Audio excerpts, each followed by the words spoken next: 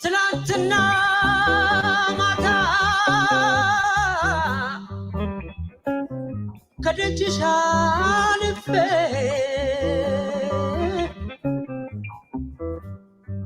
ልቤን ትቼው መጣሁ ሳምባዬን ታቅፌ ምነው ባደረገኝ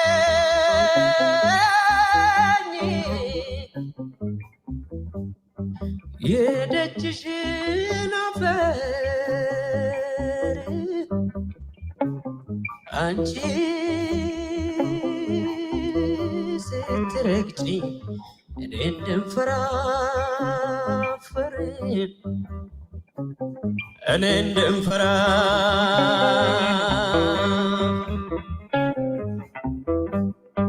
ሄደች አሉኝ ከቤቴ በላይ አይኗን ሳላይ ከጥንት ነው ከመሰረቱ ፍን ይወዳል ቤቱ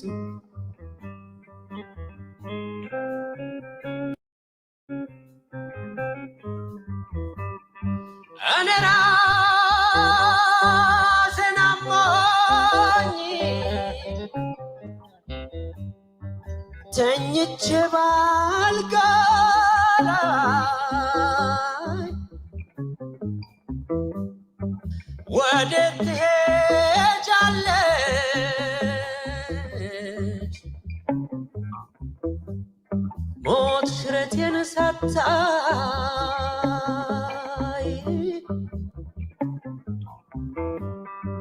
ታመሽ ታምሜያለሁ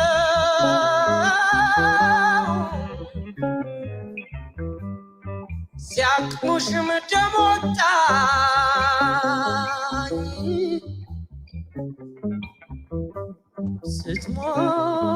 ስትሞች ግን አልሞትም ደሃው ምን በወጣኝ።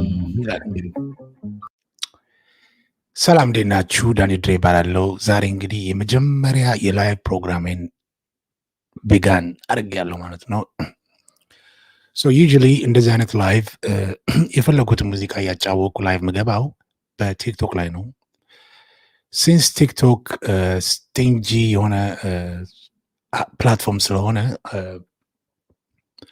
በተለይ ኮንቴንት ክሪኤቲንግ ምናምን ስኪል ያላችሁ ልጆች ያላችሁን ስኪል ዳይቨርስ ማድረግ አይፈጅም።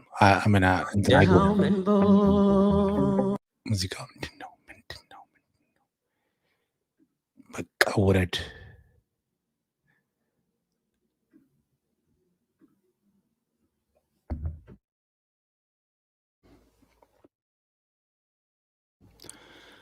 በዛ ምክንያት በተለይ ደግሞ አንዳንድ ጊዜ ከረንት የሆኑ ነገሮች ነው ዲስከስ ለማድረግ አንዳንድ መማማር የምንችልበት ፕላትፎርም መገንባት ፈልጋለሁ። በተለይ የዛሬ 3-4 ዓመት ብትጠይቁኝ ሀደ ፖድካስት ድሪም ሁሉ ነገር የፖድካስት እንትን አድርጌ በዛ ላይ ደግሞ ፖድካስት ታደርገው የግድ ፓርትነር ያስፈልጋችኋል። ከሌላ ሰው ጋር ነው የምትሰሩት።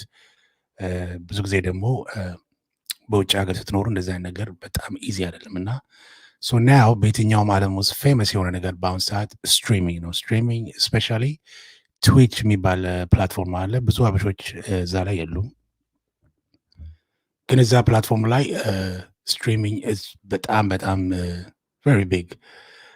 አንዳንድ ለምሳሌ ቪዲዮዎች ወይንም ደግሞ አንዳንድ የምናያቸው ነገሮች ሪያክት ለማድረግ ቲክቶክ ላይ እንደዛ ፕላትፎርም ለመስራት ከባድ ነው። ለምን? ቲክቶክ ላይቭን ከዘጋችሁ በኋላ ቪዲዮ ይጠፋል። እዛው ላይቭ አይቀመጥም። ልክ እንደ ፌስቡክ እንደ ዩቱብ አይደለም፣ አይቀመጥም እዛ ላይ።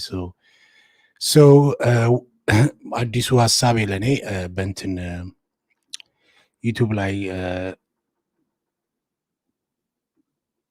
ስትሪሚንግ መጀመር ማለት ነው። ይቅርታ። ሶ በዚህ ፕሮግራማችን ላይ የተለያዩ ነገር ኢንተርቴንመንት ነክ ነገሮች በዓለም ላይ አንዳንድ የሚገርም ነገር ሲከሰት ምናምን ነገር በዛ ላይ እንዳስሳለን።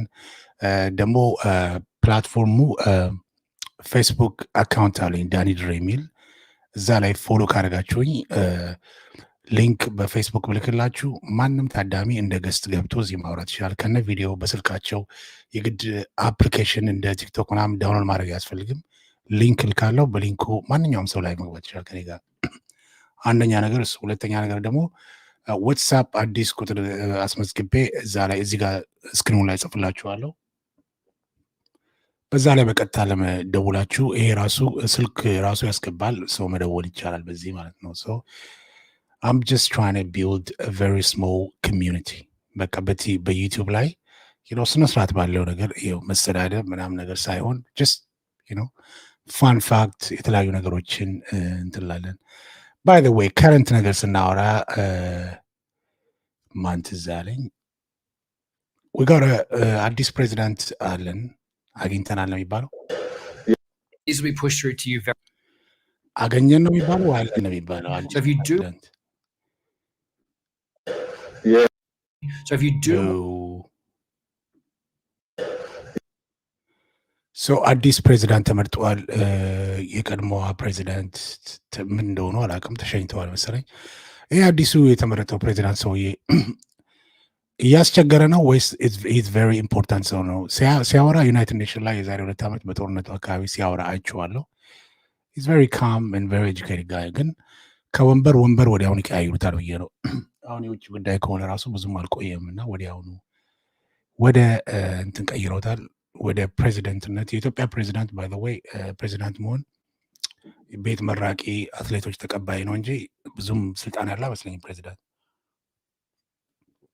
የኢትዮጵያ በአጠቃላይ የኢትዮጵያ መንግስት የሚተዳደረው እንትን ነው ፓርላሜንታሪ ፕራይም ሚኒስተር ነው አለ ፕሬዚደንሻል አይደለም። ሶ እስቲ ዌልካም እንበላቸው እስቲ ቃል መሃላቸው ምናምን እንይላቸው እስቲ።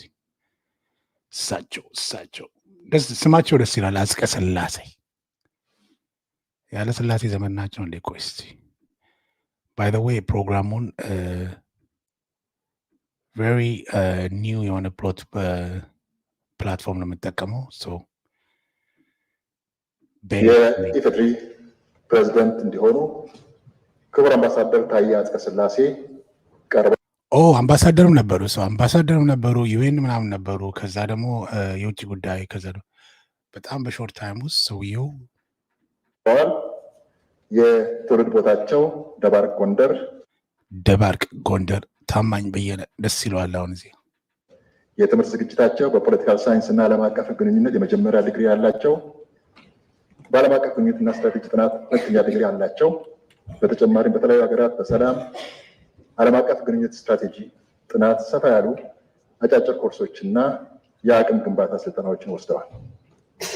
የስራ ልምዳቸው አምባሳደር ታዬ ከ1973 ዓ.ም ጀምሮ ሀገራችን በተለያዩ መስሪያ ቤቶች ተመድበው አገልግለዋል። እንዴ ሰውየው በመንግስቱ ጊዜም ኢትዮጵያ መንግስት ሰሩ ነበር። እኔ አይቻቸው አላውቅም፣ በቅርብ ጊዜ ነው ያየኋቸው እንጂ ምናልባት ዋው 1973 በፈረንጅ ማለት በአበሻ ማለት በፈረንጅ 1980 ዋው እኔ ራሱ አልተወለድኩም። በውጭ ሀገራት ቆንስላ ጀነራል እና ባለሙሉ ስልጣን አምባሳደር በመሆንም አገልግለዋል። በዚህም በዋሽንግተን፣ በሎስ አንጀለስ፣ በስዊድን፣ በግብፅ የኢትዮጵያ ዲፕሎማትና አምባሳደር እንዲሁም በኒውዮርክ የተባበሩት መንግስታት የኢትዮጵያ ቋሚ መልእክተኛና አምባሳደር በመሆን ለረጅም ዓመታት አገራቸውና ህዝባቸውን አገልግለዋል። ከዛም በመቀጠል የጠቅላይ ሚኒስትሩ የውጭ ጉዳይ ፖሊሲ አማካሪ ሚኒስትር ሆነው አገልግለዋል። የውጭ ጉዳይ ሚኒስትር ዴኤታም ሆነው አገልግለዋል። አሁን የኢትዮጵያ ፌዴራላዊ ዴሞክራሲያዊ ሪፐብሊክ መንግስት የውጭ ጉዳይ ሚኒስትር ሆነው እያገለገሉ የሚገኙ ናቸው። ኢትዮጵያን በመወከል የ74ኛው የተባበሩት መንግስታት ጠቅላላ ጉባኤ ምክትል ፕሬዚደንት እና የተባበሩት መንግስታት የዩኒሴፍ የዳይሬክተሮች ቦርድ ምክትል ፕሬዚደንት እና እንዲሁም አምባሳደር ታዬ አጽቀ ሥላሴ በዚሁ ባለትዳር እና የ3 ልጆች አባትም ናቸው። እስካሁን በተመደቡበት ቦታ በቅንነት በታማኝነት በከፍተኛ ኃላፊነት መንፈስ ህዝባቸውንና ሀገራቸውን አገልግለዋል። በዲፕሎማሲው መስክና በመንግስት ሰራተኝነት ከአራት አስርት ዓመታት በላይ ላበረከቱት አገልግሎት በጠቅላይ ሚኒስትር ጽሕፈት ቤት በኩል የረዥም ዘመናት የመንግስት ሰራተኛ አገልግሎት የክብር ምስክር ወረቀትም አግኝተዋል። አምባሳደር ታዬ የፌዴራል ፕሬዝዳንት ሆኖ በብቃት ኃላፊነታቸውን ይወጣሉ ተብሎ ታምኖ በሕዝብ ተወካዮች ምክር ቤት ጸድቆ ለጋራ ምክር ቤቱ ስብሰባ ቀርቧል። በዚህ መሰረት በቀረበው እጩ ላይ አስተያየት ለሚያቀርቡ የምክር ቤት አባላት ይሰጣሉ። ሰርች ሳደርጋቸው አምባሳደር ታዬ ብዬ ነው ሰርች ያደረኳቸው። ለምን ይስቀ ስላሴ የሚባለው very hard to write the new president። ብዙ አገሮች ደግሞ የተንጫጩ ነው በሳቸው ለጦርነት የሚወዱ መሪ ናቸው ነው ይላሉ። እኔ ባይ ዘ ዌይ የኢትዮጵያ መንግስት አድናቂም አይደለሁም ተቃዋሚም አይደለሁም። አንዳንድ ጊዜ መንግስት በጣም ተቃወሙና ደግሞ የሚቃወሙት ሰዎቹን ደግሞ ሲደግፏቸው እነሱ ደግሞ የሚሄዱበትን ቦታ ደግሞ አታውቁትም። አንዳንድ ቀን አገር ያሳጣን እዚህም እዛ ማለት ይሻላል በእኔ ኦፒኒየን ማለት ነው። ተቃዋሚዎች ምናምን ነገር ደግፍ ነበረ በፊት ምናምን ነገር ደስ ይሉኝ ነበር ምናምን። እነሱ ደግሞ ዞሮ ዞሮ ሲንበጫበጩ ስታዩቸው ሜዳ ላይ ነው የሚጥሏችሁ። ስለዚህ ይሻላል በቃ ከማንም ጋር። አቶ ታዬ እስቀ ስላሴ ስማቸው ደስ የሚል ነው። እኔ የተመረቁበትን እንትን ማየት ነው ፈልገው።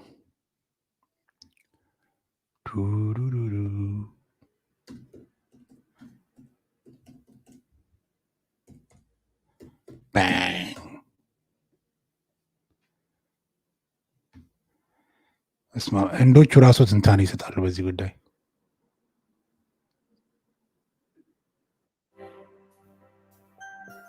On Monday, Ethiopia's parliament elected Tay Atske Selassie, the country's foreign minister, as the new president. This is a largely ceremonial position. Tay replaces the outgoing president Sahle-Work Zewde, who has held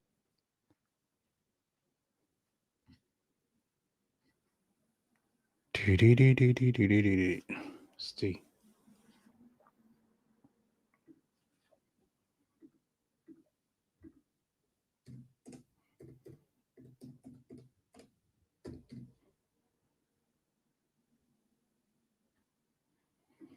ሰውየው ስሙ ከኃይለ ስላሴ ጋር ስለሚቀራረብ ኤምፐረር ኃይለ ስላሴ ነው የሚመጡ ሰርች ላይ እስቲ ደግሞ ምንድን ያለችው እስቲ እንያቸው እነዚህ። Now moving on, we are shifting focus to the Horn of Africa, where Ethiopia has appointed a new president. The country has replaced the head of state who reportedly had a fallout with Prime Minister Abiy Ahmed. The Ethiopian lawmakers on Monday approved the appointment of ማነች የቀድሞዋ ፕሬዚዳንት I think የሆነ እንትን አይቻለሁ እሳቸው ሲቃወሙ ማለት ነው ዝምታ ነው መልሴ ብለዋል። እና ሴትዮዋ ከፕሬዚዳንቱ ጋር ከጠቅላይ ሚኒስትሩ ጋር ፎርማት ነው የምትለው Tay Atske Selassie, who was earlier serving as the foreign minister. Now he replaces 74-year-old Sahle-Work Zewde, who was 74 ነች። ሰውየው ደግሞ 68 ነው እድሜውን ቼክ አድርጌዋለሁ ጉግል ላይ። Ethiopia's first female president. Now her exit leaves Africa with only one female head of state as of now. Samia Suluhu Hassan is the only African female at the top position who is serving as Tanzania's president since 2021. Now Zewde, a former seasoned diplomat, was appointed as Ethiopian president by Prime Minister Abiy Ahmed in 2018. In Ethiopia, the president holds only a ceremonial role and the political power lies with the prime minister. But Zewde's appointment was seen as a monumental in Ethiopian politics. It was seen as a step ahead for gender representation and leadership. It was hoped that she would bring a positive influence to a position usually held by male politicians. Her appointment helped improve Abiy Ahmed's credentials with Western governments, but things reportedly changed in recent years, Yeah. and the rift erupted between the two. Swera's tenure So ከጠቅላይ ሚኒስትሩ ጋር ጣልተዋል ማለት ነው። coincided with bloody ethnic conflicts which shaped her presidency. First, the 2-year war in the northern Tigray region, which ended in 2022, and then fighting in the neighboring Amhara region. She faced heavy criticism for her silence, especially on issues of gender violence. Thousands of people have been killed and millions displaced in the conflicts. More than 120,000 women were sexually abused during the Tigray war. Reports suggested that she had been critical of certain government decisions, particularly those impacting social and political stability. Ahead of her removal, she also posted a cryptic message on social media where she wrote that she was not ዝምታ ነው መልሴ። ማህሙድ አህመድ ምናምን የሰው ልጅ ሲከፋው ጊዜ እንደ ሰው ሲገፋው happy with being silent in the last year. Now, anyway, የራሳቸው ጉዳይ I hope የሆነ ጥሩ ቦታ ይሰጧታል ብዬ አስባለሁ።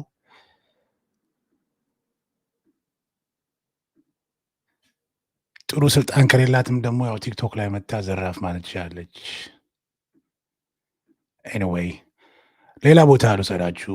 አንድ የኬንያን ዩቲዩበር መቼ ዕለት ያየሁት በጣም የገረመኝ ኬንያ ዩቲዩበር ነው እና የሚያወዳድረው ኢትዮጵያና ኢጅፕት ሂስቶሪካሊ ማን ነው የተሻለ ታሪክ ያለው ነው የሚለው እዛ ላይ ማለት ነው። እዛ ላይ በጣም የከነከነኝ የኢጂፕሽን ሂስትሪ ይባላል which is ለኔ የኒውቢን ሱዳን ውስጥ ያሉት የነሱ ሂስትሪ ነው ብዬ ነው የማምነው። ለምን ኢጅፕት ውስጥ ያለው 118 ፒራሚድ ብቻ ነው ያለው በአጠቃላይ ማለት ነው። ሱዳን ውስጥ 200 ፒራሚዶች አሉ። ስለዚህ ሱዳን 200 ፒራሚድ እያላት why the world fascinated by Egypt ልክ የነሱ የፒራሚዶቹ ሁሉ አንደኛ ነገር እኔ በባህል ማምነው ለምሳሌ ኢትዮጵያ ውስጥ ላሊበላ ብትሉ ሄዳችሁ ብታዩ ላሊበላ እዛ ህብረተሰቡ ጋር የሚያገናኘው ትርጉም አለ። ህብረተሰቡ እስካሁን የሚገለገልበት ነው። ኢትዮጵያ ውስጥ ያሉ ብዙ ታሪካዊ ነገሮች ከህዝቡ ጋር ይገናኛል። አሁን ግን ያሉት ግብፅ የሚባሉ ሰዎች የሚሰርቁት፣ የሚቆርጡት፣ የሚደልሉት ሁሉ እዛ ፒራሚዱ አካባቢ ነው። እውነት ከነሱ ጋር ስፒሪቹዋሊ ቢገናኝ ሂስትሪ ብዬ ማምነው እንደዛ ነው። ሂስትሪ ማንኛውም ነገር እዛ ጋር ያለው ከህብረተሰቡ ጋር መገናኘት አለበት። ምንም የሚያገናኛቸው ነገር የለም እነዚህ ሰዎች ማለት ነው። ማይግሬሽን ሲመጣ የመጡ ሰዎች ናቸው ብዬ ነው ማምነው በእኔ ማለት anyway videoን ላሳያችሁ። It's so unique. That's what I love about Africa. From let's say Nigeria to South Africa to Lesotho to Uganda, we are so unique in every way, and I love our culture. It's so funny how you can put all cultures in one place, but we are all different. You get We're similar but different. Yes, that's what I would say. Any message do you have?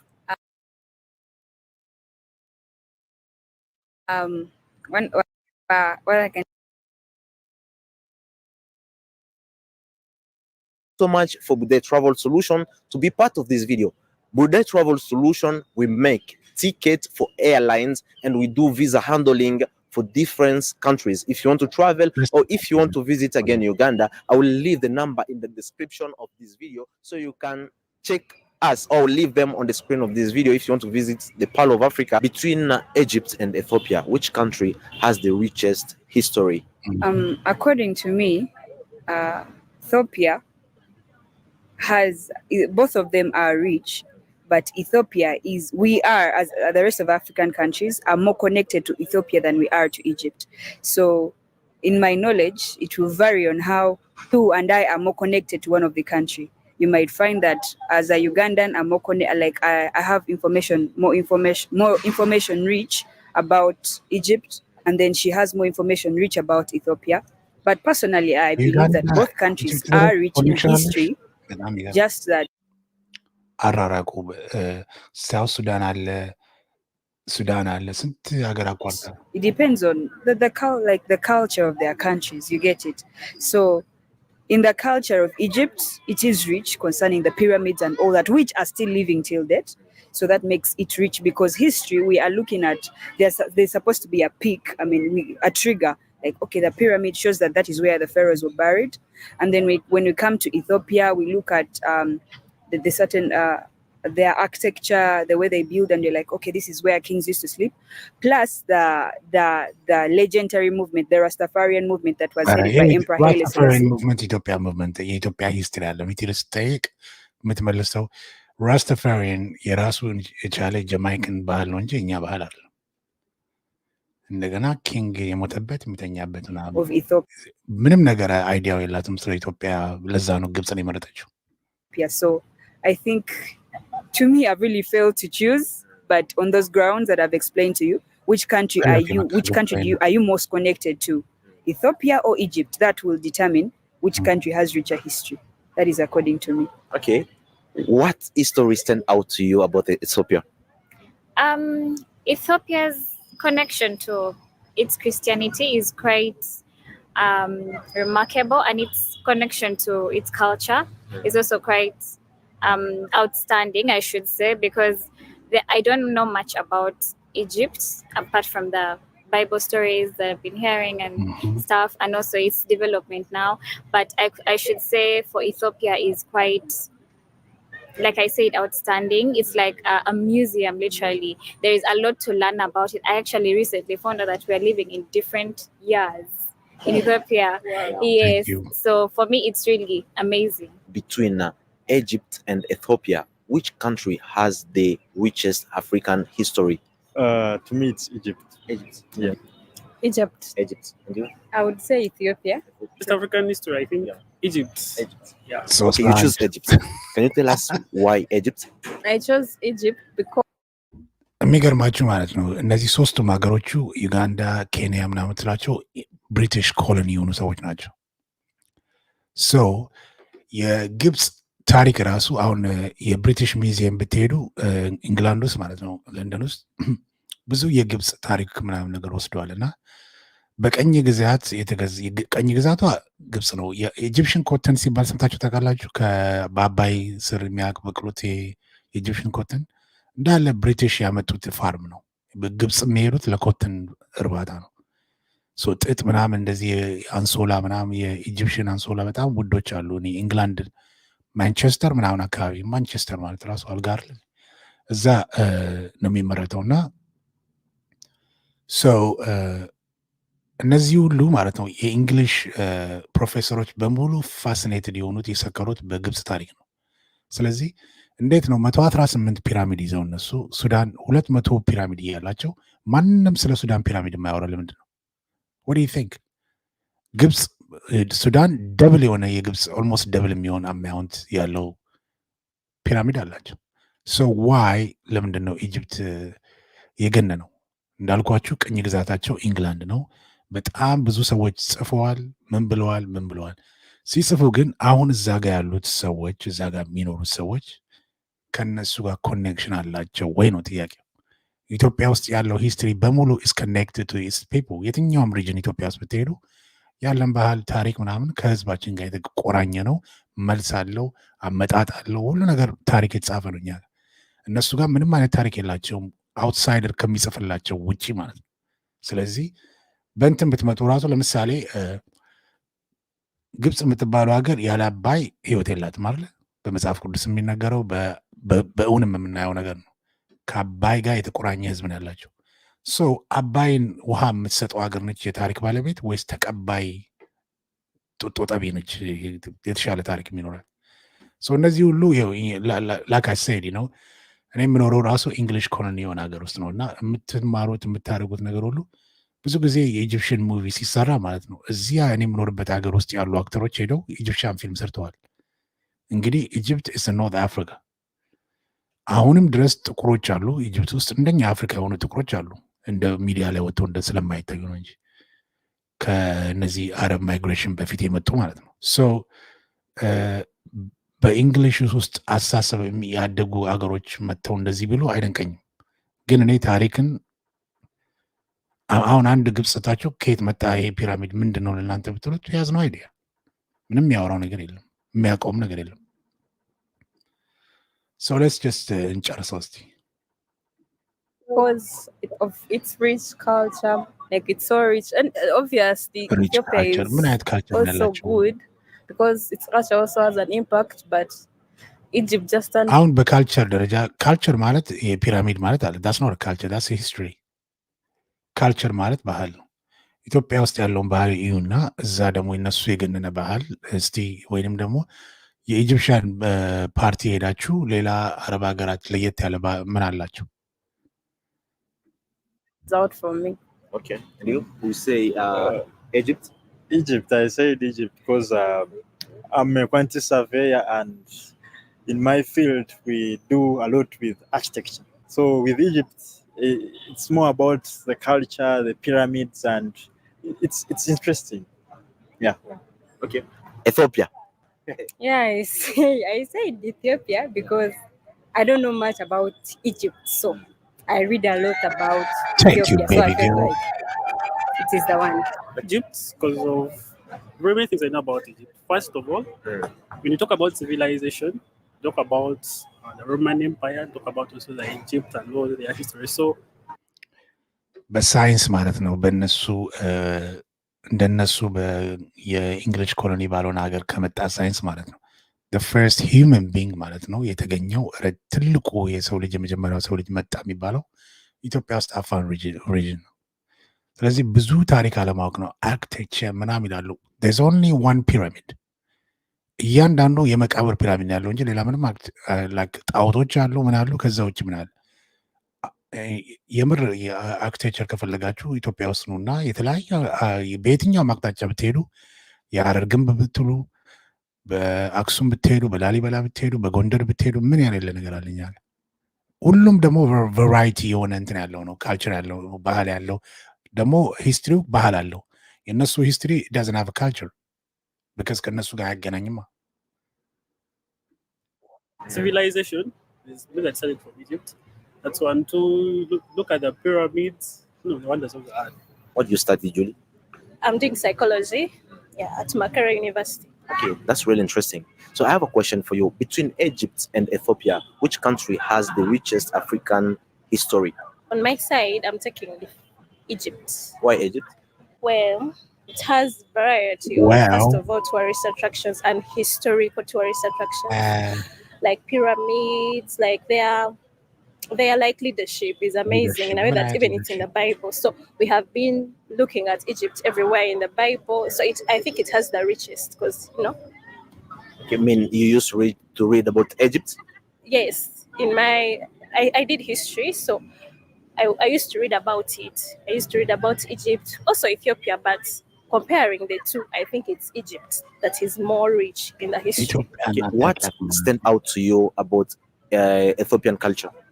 Well, Ethiopia, the way in colonialism time, like the way they, distracted the Europeans, the way they chased them because of their strong leader mainly. Yeah, I think that's what's caught my attention. እኛ ጠላቶቻችንን ተዋጋን እንጂ ዲስትራክት አላደረግናቸውም። we fought. That's what made me Ethiopia is amazing. Yes. Okay, I have a question for you guys. Between Ethiopia and Egypt, which country has the most richest African history? I would go with Ethiopia. Ethiopia? Yes. Okay. I would go with Egypt. Egypt? Yeah. Why Egypt?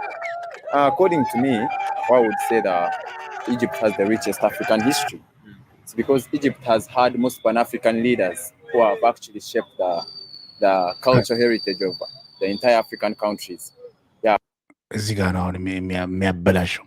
Including their leaders, for example, NASA has actually so ኢጅፕት ነች ፓን አፍሪካን ሼፕ ያደረገችው አለ። እንግዲህ ፓን አፍሪካኒዝም እኮ ኢትዮጵያ አፍሪካን አንድነት ድርጅት ነው አፍሪካን ዩኒየን ስትዋቋቁም ኢጅፕት ስቲል በብሪቲሽ ስር ነበረች። ለዛ ነው አሁን አባይን በብሪቲሽ ባመጣችው 70% ለነሱ 30% ለሱዳን ብለው የኮሎኒ እኛ ላሊት የነበረው። እንዴት ነው ፓን አፍሪካኒዝም? ኃይለሥላሴ 1937 ነው ከኢትዮጵያ ወጥተው ያርለ የተወጉት። ባይደው ኃይለሥላሴ ጣሊያን ሁለተኛ ጊዜ ሲመጣ በኢትዮጵያ ሂስትሪ የማይነገር ነገር ተመተዋል። ቆስለው ነው የወጡት ከሀገር ውስጥ። የዛን ጊዜ እንኳን ፓን አፍሪካን አይደለም ከ51 ሀገር ውስጥ ዩናይትድ ኔሽን ካቋቋሙ ሀገር እሳቸው ናቸው። የአገሩን የአፍሪካን ጥቁሮች በሙሉ ጠርተው የዛን ጊዜ ሲጠሯቸው ግብፅንም እንኳን አልጠሯትም። ፓን አፍሪካኒዝም ሼፕ ያደረገችው ኢጅፕት ነው ይችላል። ፓን አፍሪካ የአፍሪካ ዩኒየን ኢትዮጵያ ውስጥ ቁጭ ብሎ እንደዛ ያለ እንደ በላው ላይ የከፈሉት ነው የሚመስለው ሰውየው። እንዴት ለምሳሌ አሁን የአፍሪካን ለምንድን ነው አፍሪካን ዩኒየን ኢትዮጵያ ነው የሆነ ብሎ እንኳን አይጠይቅም ራሱ። ለዛ ነው ብዙ ጊዜ የኛ ሀገር እኔ ካሁን በኋላ ሳይ ራሱ ያመኛል። ይበቃናል እነዚህ ሰዎች ማዳመጥ። አገራችን ውስጥ በጣም ብዙ ባህል አለ። በጣም ብዙ ለተቀረው ዶማ ራስ የሆኑ ሀገሮች የምንነግረው የምናስረክበው ብዙ የራሳችን ታሪኮች አለን። እኔ ምንድነው የምለው በዘር ስንፋጅ እርስ በርስ ነው ስንፋጅ ማለት ነው ሌሎች ሀገሮች ለኛ ያላቸውን ኮንሴፕሽን ምንም አይነት ነገር ልናስተምራቸው አንችልም። የፈለጋቸው አይነት አመለካከት ስለኛ ይኖረናል እና ይሄ ሁሉ የራሳችን ድክመት ነው። እዚህ ጋር አፍሪካ ዩኒየንን ሼፕ አደረገች ምን አደረገች ምናምን ይለናል። አፍሪካ ዩኒየን ኢትዮጵያ ውስጥ ቁጭ ብሎ ማለት ነው ከተፈጠረ እስካሁን ያለው ኢትዮጵያ ውስጥ ነው። ለምን ብሎ እንኳን አይጠይቅም። እኛ ሀገር ውስጥ ያለውን እንኳን ለእኛ ሊሰጠን አልፈልግም። እንደ ኢትዮጵያዊ ያናዳል። ኤኒዌይ ትዳይ ለዛሬ ያለኝ ይሄ ነው። በሳምንት ለተወሰነ ጊዜ ላይቭ እንገባለን። አሁን ላይቭ ከቆመ ራሱ በኋላ ቪዲዮ እስከነ ቢያጤ የምችሉ ሰዎች watch my live, like, subscribe ያደርጋችሁ። I'll be coming back with more videos, more topics. Thank you በጣም አመሰግናለሁ። እስከዚህ ድረስ ቪዲዮ ላይ ያያችሁ ሰዎች በጣም አመሰግናለሁ። ለዛሬ ያለኝ ይሄ ነው። ደህና ዋሉ። ባይ ባይ። I'll be dropping a vlog video ዛሬ ወይ ነገ። ዛሬ ሌላ vlog አለኝ። ቻናል ላይ ስመጡ ላይቭ የሚለው ቦታ ጋር ስገቡ የተለያዩ ቪዲዮዎች አሉ። ላይቭ ላይ ታያላችሁ። ኖርማል ቪዲዮ የሚል ደግሞ ቪዲዮ ሴክሽን ላይ ዴይሊ ቭሎጎች አንዳንድ ቭሎጎች በላዩ ላይ ጭናለሁ። I'm trying to get I think 800 ፎሎወር ነው ያለኝ። I'm trying to get 10,000 ፎሎወር. That's my aim. 200 ምናምን ሺህ ፎሎወር አለኝ ቲክቶክ ላይ but that doesn't mean nothing. ሌላ ፕላትፎርም ነው ያለው። ሌላ ለየት ያለ ህዝብ ያስፈልገናል። ታንክ ዩ ሁላችሁም እዚህ ድረስ ቪዲዮን ካያችሁ ሁላችሁንም በጣም አመሰግናለሁ። ፒስ አውት